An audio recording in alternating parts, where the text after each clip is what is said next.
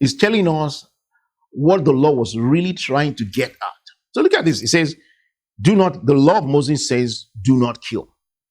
But I say unto you, if you have anger against your brother without a cause, you are in danger already. You have already broken the law. That's number one. If you call somebody an idiot, or you call somebody stupid, or a moron, or something like that, you're in danger of judgment. If you call somebody a fool, you're in danger of hellfire. He is saying, look, he is illustrating to us the limits of the law of Moses and what God really wants. God really wants our hearts. And the limit of the law of Moses is the law of Moses can take care of the physical performance, can take care of the physical effort, but the law of Moses was powerless to deal with the heart of man. To deal with the heart of man. So, because there are many ways, the law of Moses can take care of thou shalt not kill. So I can say, I have not killed anybody.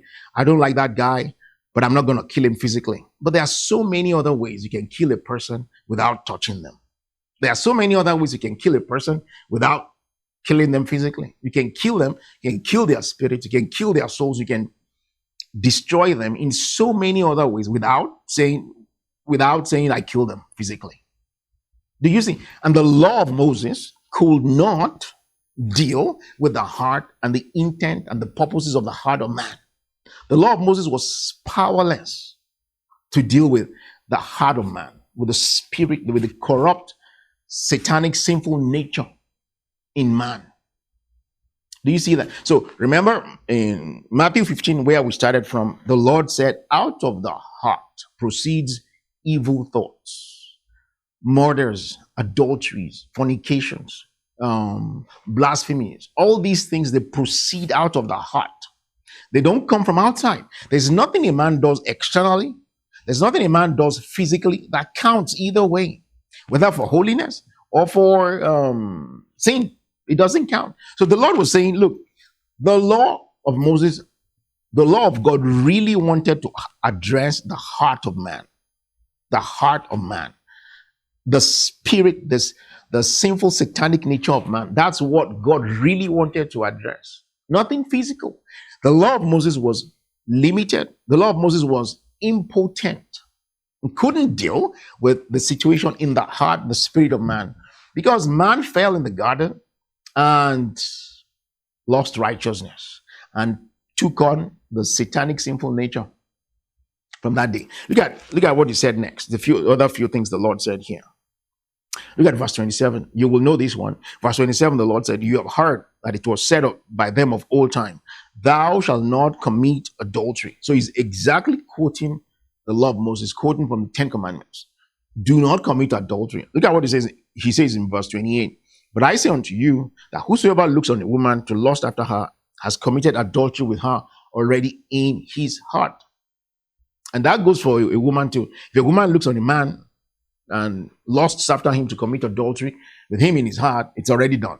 And the Lord was saying, again, the same point. The Lord was saying, look. The law, it was illustrating to us, explaining to us the limits, the limits of the law of Moses. It was explaining to us the reason why the law of Moses was powerless or impotent, and why it was explaining also to us why righteousness can never come by the law, because the law was powerless, weakened. Paul called it weakened in Romans chapter 8 in the King James.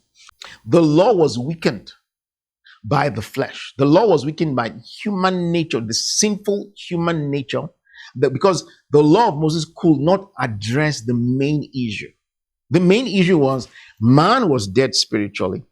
His heart, his spirit was embalmed with sin, with the sinful satanic nature that occurred to Adam in the garden, and which cascaded through every human being, through every generation. The law of Moses could not deal with that. The law of Moses could deal with physical performance. Do not kill. Okay. Do not commit adultery. Do not, don't be a false witness. Do not do this. Do not do that. Don't do this. Don't do that. The law of Moses just dealt with physical performances, physical effort. The law of Moses was powerless, was impotent, was weakened to the point that it could not deal, it could not recreate, it could not bring a redemption to man, to the heart and the spirit of man. That's what the Lord is trying to say here. The Lord is trying to say, look, if you think of lust, if you lust after a person in your heart, you have done the adultery. And God's goal, God's best will, God's, if I can put it that way, God's will is that you will not commit adultery. Not just that you will not do it physically, but that you will not commit adultery in your heart. That is holiness. And he was saying, look, what defiles a man, back to Matthew 15, what defiles a man is from his heart.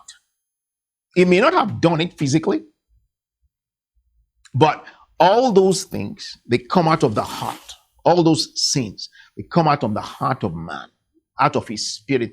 Those are the things that defile the man, not anything physical. He said in Matthew 15, to wash with unclean hands does not defile a man.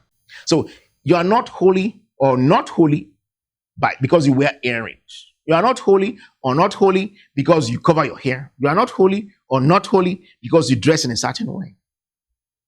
You see, what defiles a man is what comes out of him. It's what the Lord Jesus is saying. So for any